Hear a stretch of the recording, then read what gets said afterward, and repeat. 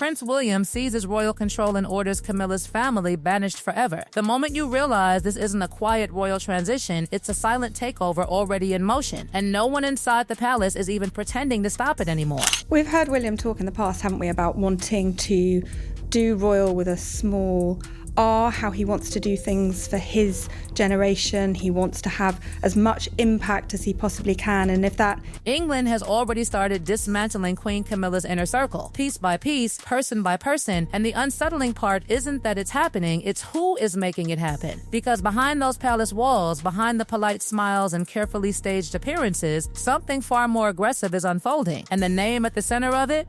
Prince William, not waiting, not hesitating, acting like the crown is already his. Think about that. He's not king yet, but he's already deciding who belongs in the monarchy and who gets erased from it. And it didn't begin with a speech or a public declaration. No, it started quietly, almost invisibly, with one decision that looked small on paper, but detonated like a bomb inside Buckingham Palace. Annabel Elliot, Camilla's own sister, gone, not pushed aside gently, not transitioned out politely, just removed. For nearly 2 decades, Annabel had been deeply embedded in royal operations, shaping the interiors of duchy properties, working under a system that never even opened her role to competition. Comfortable, protected, untouchable it seemed, until William took control. And suddenly, that untouchable position vanished. No announcement, no ceremony, just a line missing from a report and a message that didn't need to be spoken out loud. This is no longer Charles's monarchy. This is William's system now. And if you're part of Camilla's world, you're already on borrowed time. But here's where things stop being about jobs and start becoming personal. Because removing Annabel wasn't just administrative, it was symbolic, a signal, a warning shot aimed directly at Camilla herself. And then came the next move. Not behind closed doors, but whispered through insiders, leaking just enough to create shockwaves. An ultimatum. Stay away from Sarah Ferguson. Let that sink in. The future king telling the current queen who she is allowed to be friends with. That's not guidance. That's control. And it didn't come from nowhere. There's a deeper calculation here, something colder, more strategic. William sees certain associations, especially anything tied to Prince Andrew, as reputational poison. And in his mind, there is no gray area, no maybe, no quiet tolerance. It's cut or be cut. And suddenly, Camilla isn't just navigating royal duties, she's navigating boundaries set by someone who technically hasn't even taken the throne yet.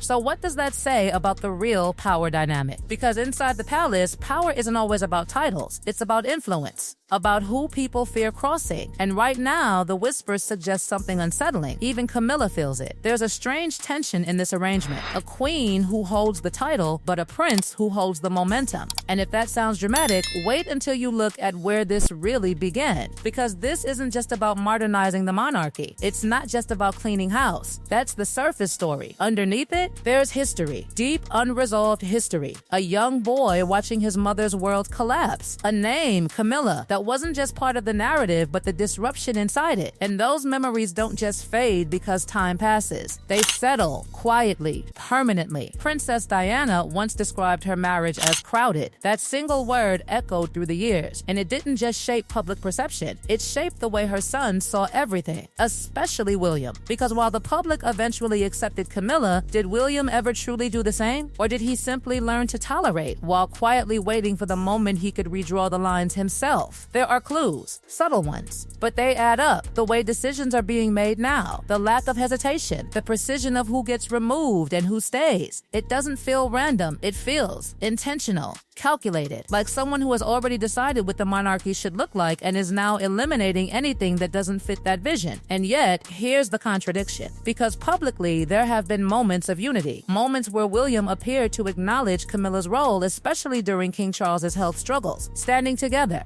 supporting the same figure. But even that carries tension beneath it, because while one side sees support, the other sees influence. And that's where things start to fracture. Because when it comes to King Charles's health, the divide becomes impossible to ignore. On one side, William pushing for restraint, for caution, for stepping back. On the other, Camilla encouraging continuation, maintaining appearances, keeping the machine running. And suddenly, this isn't just about personal differences. It's about control over the king himself. Who gets to decide how much he works, how much he shows, how strong he appears to the world. Every event becomes a battlefield, every decision a tug-of-war. And the more you look at it, the more one question keeps surfacing. Is William trying to protect his father, or is he already preparing to replace him? Because those two things can look very similar on the surface, but they lead to very different outcomes. And if you follow the pattern, the removals, the ultimatums, the quiet restructuring, it starts to feel less like preparation and more like execution. A slow, methodical reshaping of the monarchy before the crown even changes hands. And right at the center of it all, Camilla, not removed yet, not publicly challenged, but surrounded by shrinking space, fewer allies, fewer connections, fewer safe positions. And the silence around it, that's what makes it feel even more deliberate. Because in a world where everything is announced, everything is staged, everything is explained, this is happening in fragments, quiet decisions, leaked tensions, missing names, like a story being erased one piece at a time until suddenly there's nothing left to recognize. And the most unsettling part, we may already be watching the final version take shape without realizing how much has already been rewritten. And just when it feels like this silent restructuring couldn't possibly go any deeper, it does. Because what's unfolding isn't just about contracts being cut or friendships being policed, it's about legacy, bloodlines, and who gets to exist inside the future version of the monarchy and who gets quietly erased from it. Look closely at the next layer of this story, because this is where it stops being subtle and starts becoming irreversible. Camilla's children. For years, they've existed in that strange gray zone, close enough to royalty to appear in photographs, distant enough to never fully belong. Present at weddings, seen at events, acknowledged but never formally absorbed. It looked like a delicate balance, a compromise. But now,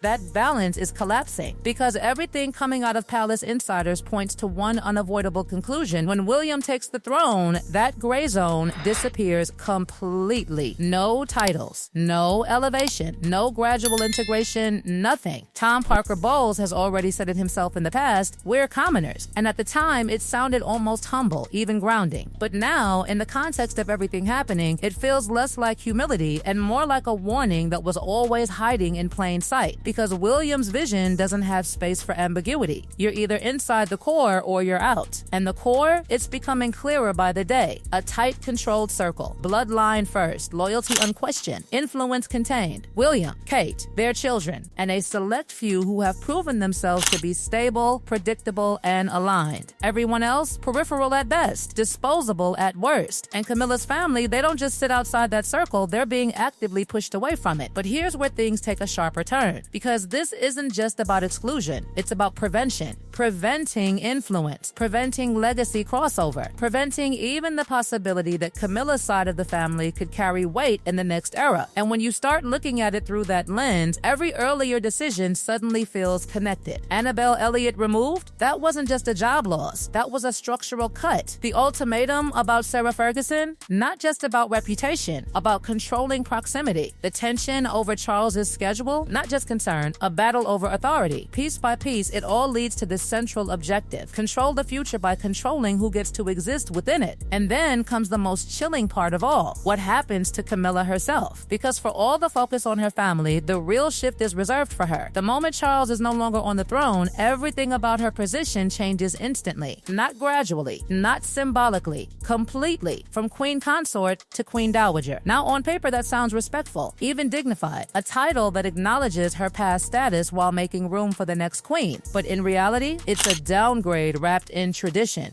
Because with that shift comes something far more significant than a title change, it comes with a loss of control. No constitutional role, no defined power, no guaranteed presence. Every public appearance subject to approval. Every charity potentially reviewed. Every residence questioned. Imagine that. A woman who stood beside the king suddenly needing permission to continue existing in the same space she once ruled. And who gives that permission? William. The same William who was already setting boundaries, already removing allies, already redefining what acceptable looks like. So the question isn't whether Camilla will retain influence, It's how much of it will be allowed to survive. There's even uncertainty about where she would live. Clarence's house, her current base, may not remain hers. That alone says everything, because when a residence becomes negotiable, stability is gone. Yes, she has Raymil House, a private escape, a fallback, but that's exactly what it sounds like, a retreat, not a continuation. And the deeper you go into this, the more one unsettling possibility starts to emerge. What if this isn't just about modernizing the monarchy? What if it's about closing a chapter that William never wanted opened in the first place? Because if you strip away the language of streamlining and efficiency, what you're left with is something far more personal. A correction, a reset, a version of the monarchy that removes every trace of a past he never fully accepted. And suddenly, those childhood memories, those quiet resentments, they don't feel distant anymore. They feel active, alive, driving decisions that look strategic on the surface but carry emotional weight underneath. And here's where the tension reaches its peak. Because Camilla isn't unaware of this shift. She can see the circle tightening, the roles changing, the influence fading, and yet she's still the queen for now, which creates a fragile, almost unstable balance. A present where she holds status and a future where that status dissolves. So what happens in that gap? Does she step back quietly, accept the transition, fade into a ceremonial role? Or does she resist, even subtly, holding on to influence for as long as possible? Because if she does, that tension we're seeing now, it's only the beginning.